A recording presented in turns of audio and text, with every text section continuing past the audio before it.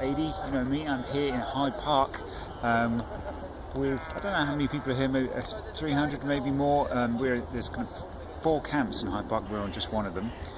We're protesting with Extinction Rebellion, and I really wanted to do a quality YouTube video showing why I got into Extinction Rebellion, with all the news articles coming up to highlight it, but I just ran out of time, so I'm just going to have to tell you about it, and you're going to have to research it yourself if you so wish.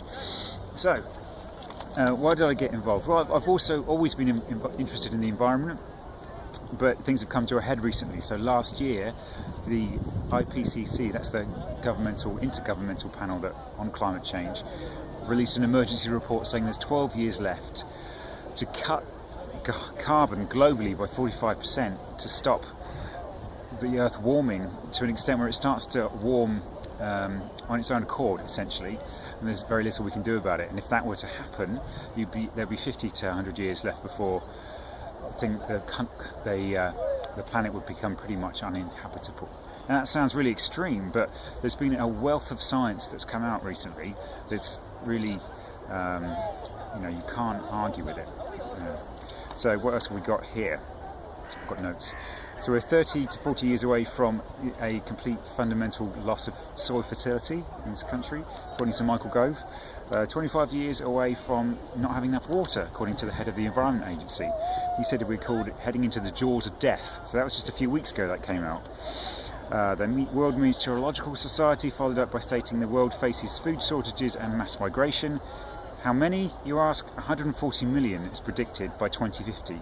140 million people on the move. Bear in mind that in the Syria crisis there were just 2 million. Admittedly, that was started partially by war, but that was exacerbated by climate change as well. There's a good article on the Time website about that. A World Review of Insect Numbers has stated that we're on a, quote, catastrophic collapse of the nature's ecosystems. Predominantly insects are down critically, and that's important because everything else feeds off them, and they pollinate the crops.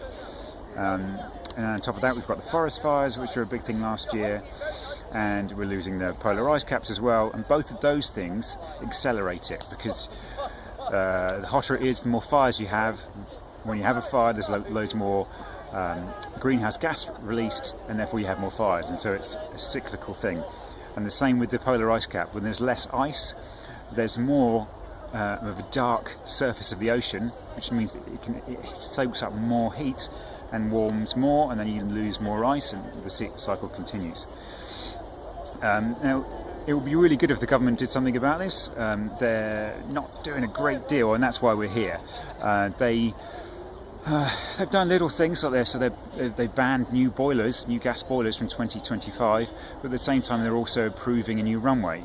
You know, the new diesel cars have been banned from 2040, but that's far too far in the future. It's just a joke. So what do you do in a civilized society? You know, I mean, you can ask yourself, do we really need to take action? Is it really necessary in this day and age? And yes, it is. There have been times in the past where people have had to get involved. You can think of Rosa Parks and the freedom riders in America, who started the civil rights movement over there in the 60s, just by sitting down and breaking the law by sitting down in the wrong place. And that's exactly what Extinction Rebellion are doing. This week we're going to be blocking bridges and roads like we've done it before, for that same